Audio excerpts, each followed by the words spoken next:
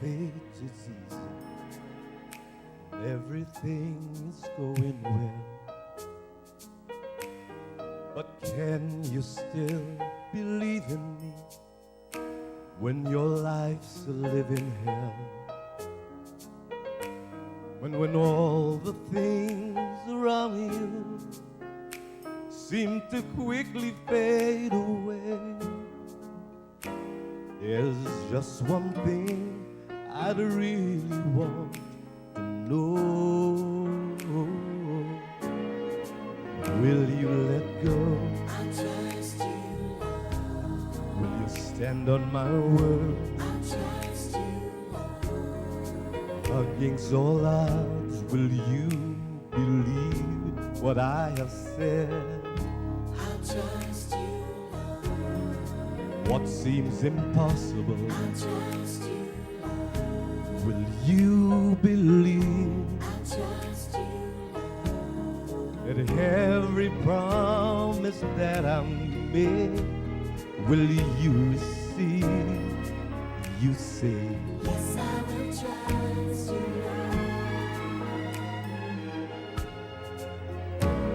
I know that it hurts you when that loved one's life came to an end, and when they tried to reach you, you said you'd never love again, no mind. But will you trust that I can help you, and I'll never turn away, no mind. Will you trust me, child, no matter come what may? What if it hurts? I trust you, What if you cry? Oh my. What if it doesn't work the first time that you try? Oh, what if you call my name and don't feel me near? Will you still believe in me, or will you fear? You say, yes, I will trust you, oh, everybody sing. yes, I will trust you. Oh, yeah, every believer in the house, I want to hear you sing. I will trust you. I will trust you. Things get hard sometimes, but I will trust you. No matter what I'm going through, Lord, I will trust you. If it costs my life, I'll still trust you. This is more than words to me. I really mean it, Jesus. If it costs everything, everything I am, I will trust. I will trust you. No matter what, no matter where. Yes, I will, yes, I will, yes, I will. I will trust you, Lord. If it costs my life, I'll die trusting you. No matter what, no matter where. Every day, every day, every day. Oh, I will. Yes, I will. I'll trust you, Lord. Yes, I will. If it costs my life, I'll die trusting you. Oh, every day. I will trust, I will. Yes, I will. Yes, I will. This is all I have. I'll die for you, Jesus. Every day, every day. I will.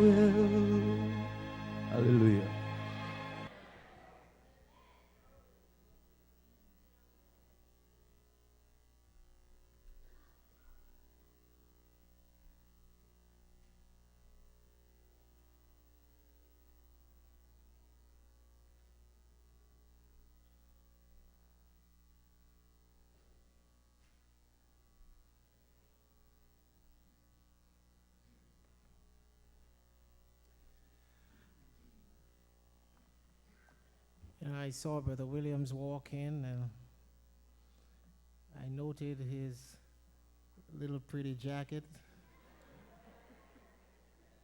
and his little goatee.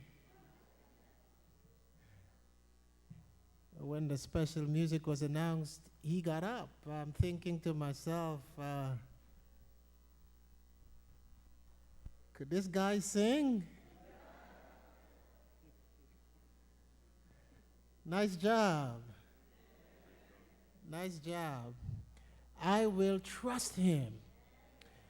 I trust him. And you can trust God even when you can't trust yourself.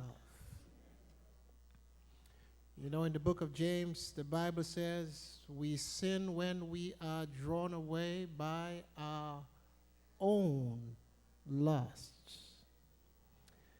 And sometimes we blame others for the mischief we get ourselves into. We like at times to blame the devil.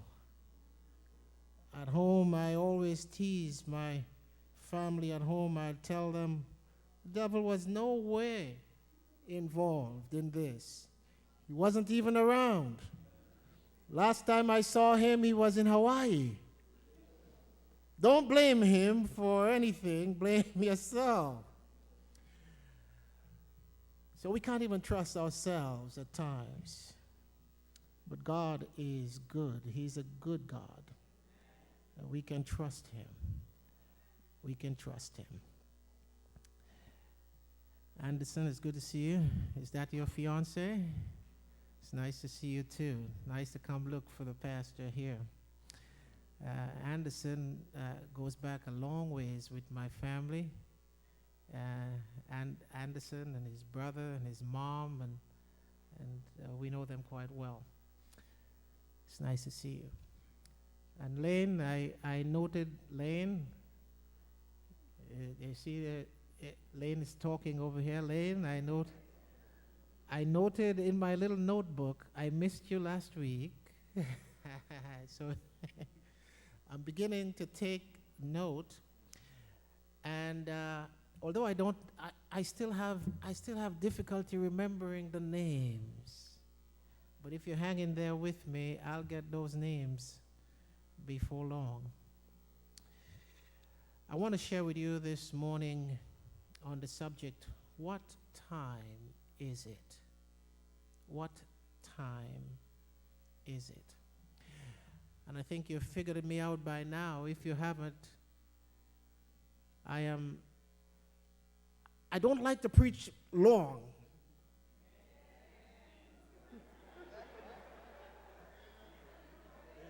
Yeah? Are you liking me so far?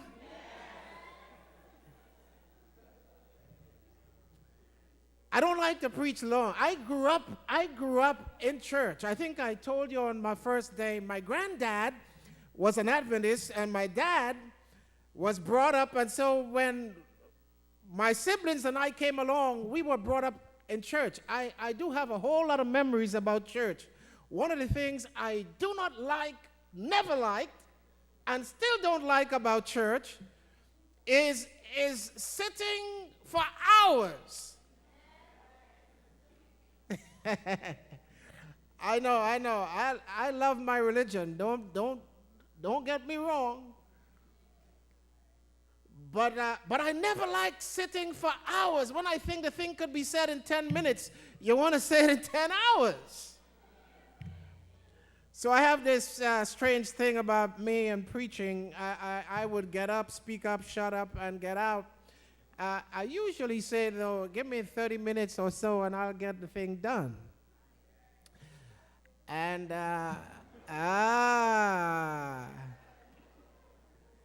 who's that? Who's that?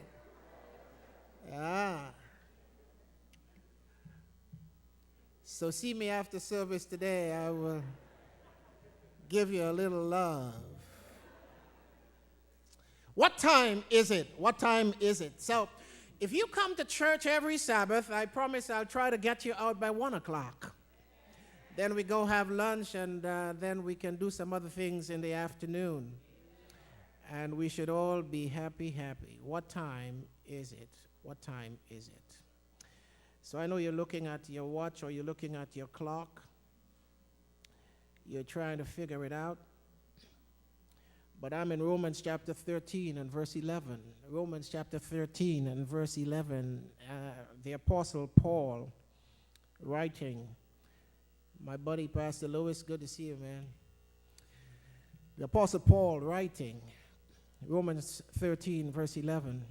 And that knowing the time, that now it is high time to awake out of sleep. What time is it? It is now time to awake out of sleep. And if I read the text correctly, it's not just time, but it is high time. You know, if I tell you that it is high time, you get a sense that you have overslept. So I gave you a little extra time to take a little 5, but you have gone past your grace.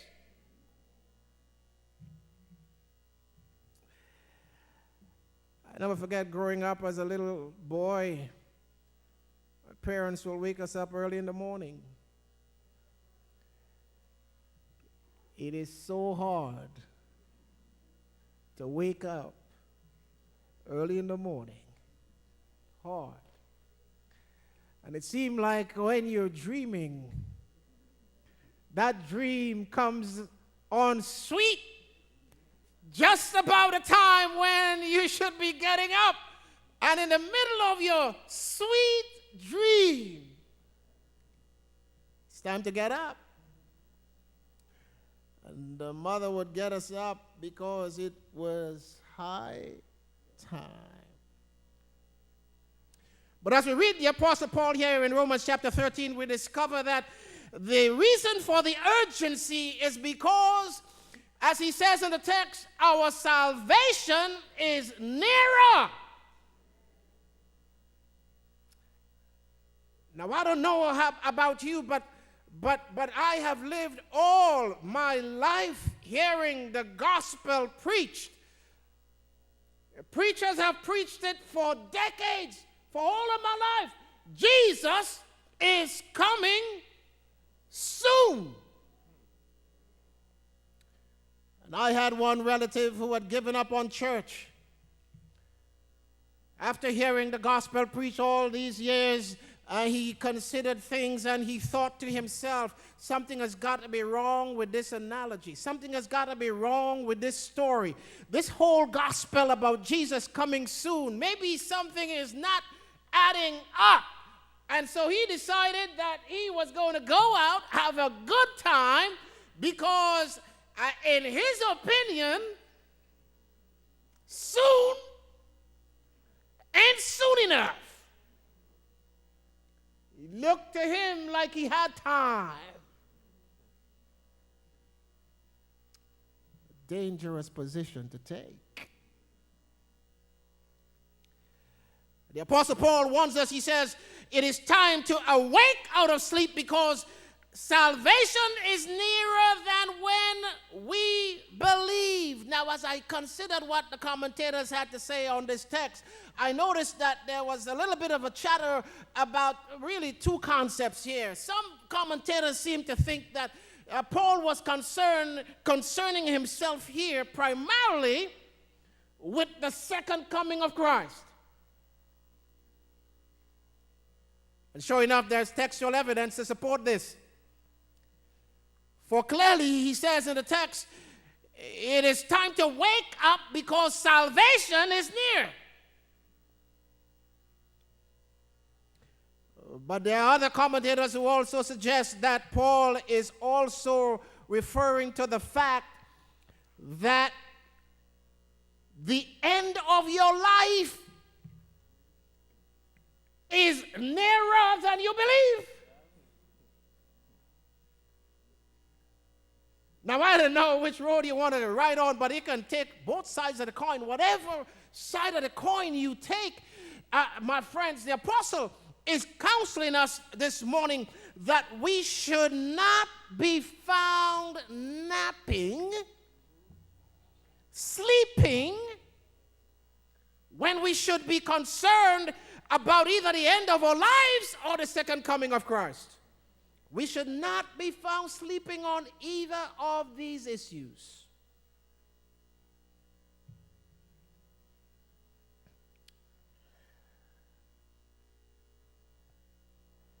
I don't know if you know this, but if you live the average lifespan of, say, 70 years, you would, over those 70 years, you would have spent about 10 of those years working. If you live to about 70, you would have spent about 10 of those 70 years working. The experts say 10.3 years. The average American works a 40-hour week, and the average American begins working about age 20, and works all the way to about age 65. And when they did the math, they discovered that if you work all of those years, you would have worked about 10 years of your life working. You'd have spent about 9 years of your life watching TV. 9 years watching TV. Watching TV accounts for half of all leisure time in America today. About 2.5, almost 3 hours, 2.8 hours per day, the experts tell us, is spent watching TV. You'd have only spent about 1 year cleaning. And these days, with all the smart gadgets they have out there, now you don't need to even walk around anymore with the vacuum cleaner. They have this little thing there. You just, how do they call him? The Roomba? He's got a Roomba. Yeah? And you put the thing on and it will walk through the house and it will clean. You spend about 1 year cleaning. You spend about 2.5 years cooking. 2.5 years of those 70, you would spend cooking. And of those 70 years, you'd have spent about 3.5 of those years eating. About 3.5 years eating. As a matter of fact, in the statistics I'm quoting this morning, the experts say that all of that eating would account per person in the United States for about 35 tons of food. 3.5 years or so. You'd have spent about 1.5 years in the bathroom. Yes, the average person goes to the bathroom 6 times a day, they say. Just about 1.5 years. But as you look at the statistics, at the top of the list, at the top of the list, you would have spent, Lane, about 25 years sleeping. Sleeping. Could you wrap your mind around that? 25 years of your life sleeping. Paul says it's time. It's time. This last week I was listening to a news story. They're still saying that we should sleep about 6 to 8 hours a day. That's adequate. And now they're saying that maybe that much is not necessary. I know they say that quality sleep, the best time to sleep, it's between, say, 10 o'clock in the night and sometime early in the morning, between somewhere in that window. If I don't know how the nurses and the doctors do it, can sleep during the high day. The best time to sleep is late at night into the early morning. Now sleep, I want to define sleep because it is important that you understand the context of my message this morning. Sleep, in the context of what I'm telling you today, is a period of rest. Sleep is a period of rest during which the sleeper loses awareness of his surroundings. That's my working definition. Sleep is that period of time when the sleeper loses awareness of his surroundings. I'm going to assume that somebody right now is sleeping. I can assume that because I look at so many of you right here, right now.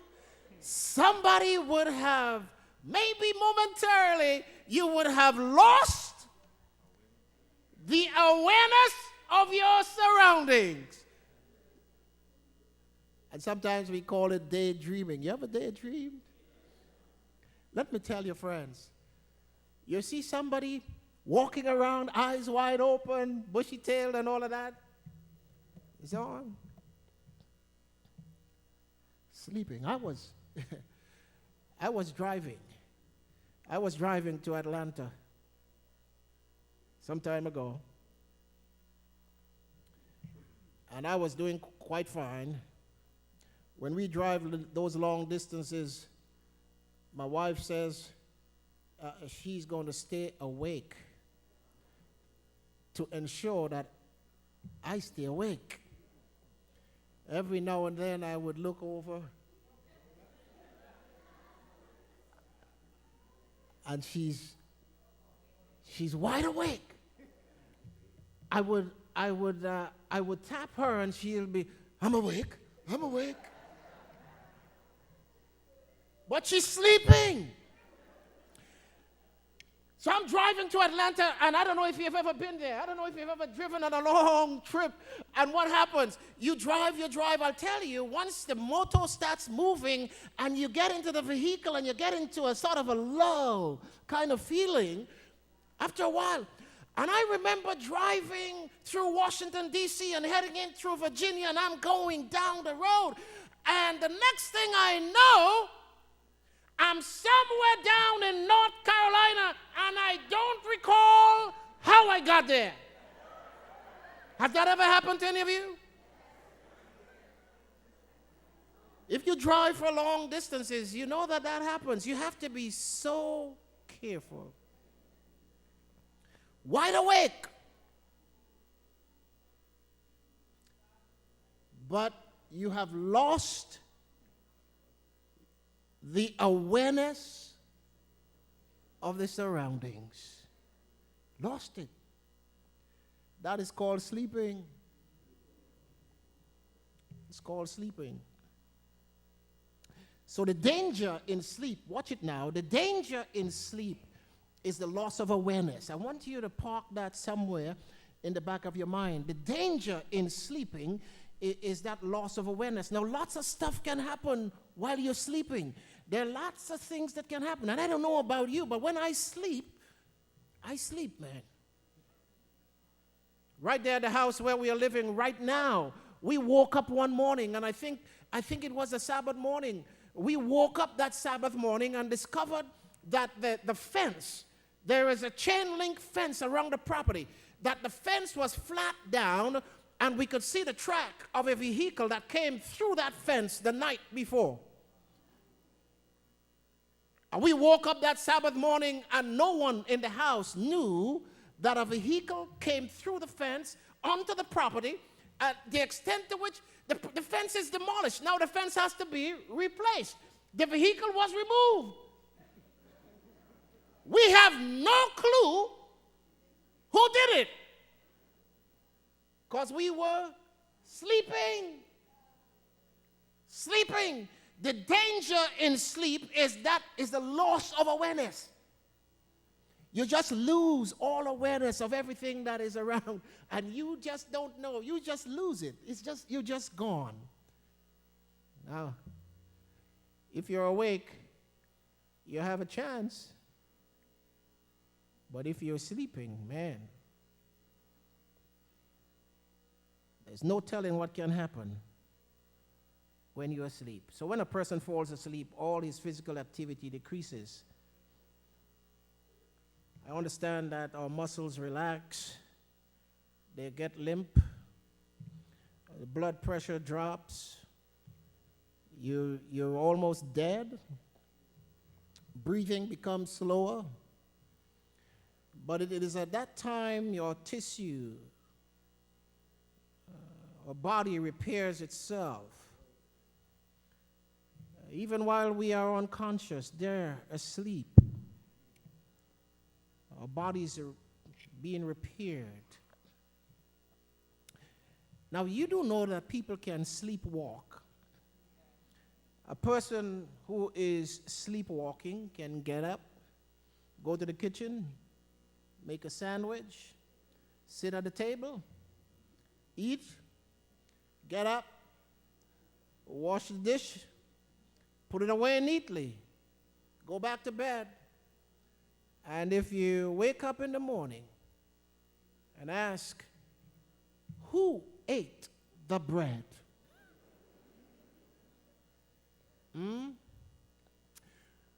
My siblings tell me that when we were growing up, I would sleepwalk. Even when I went to college, my roommates tell me that I would sleepwalk. My roommate revealed a story. He said, one night I was sleepwalking. I got up and climbed up onto the window, and I was about to jump 2 stories down, so he thought. And so he grabbed me, got me back into bed, locked the window. I woke up the next morning, and he revealed his dubious story. I still don't believe it. But I was sleepwalking. Sleepwalking. Trust me. There are people who sleepwalk. And there are people who sleep talk. Huh? Now that gets exciting. I just had a few months ago a couple came to spend some time with me in my office. And the wife was complaining that while they were in bed, the husband kept talking, but he was saying all the wrong things. He kept calling a name that was not her name in his sleep. They ended up in my office and trying to figure out what's going on. So they're sleep talking. Yes. And then there is this. You'd have to be very careful when you have appointments or you have important events that are upcoming. You have to be careful not to oversleep. You know what I mean? Because you have to be on time. You can't miss an important appointment or event because you have overslept. So then, church, a person can be physically awake while sleeping. That's not disputed. That's not in dispute. Somebody is sleeping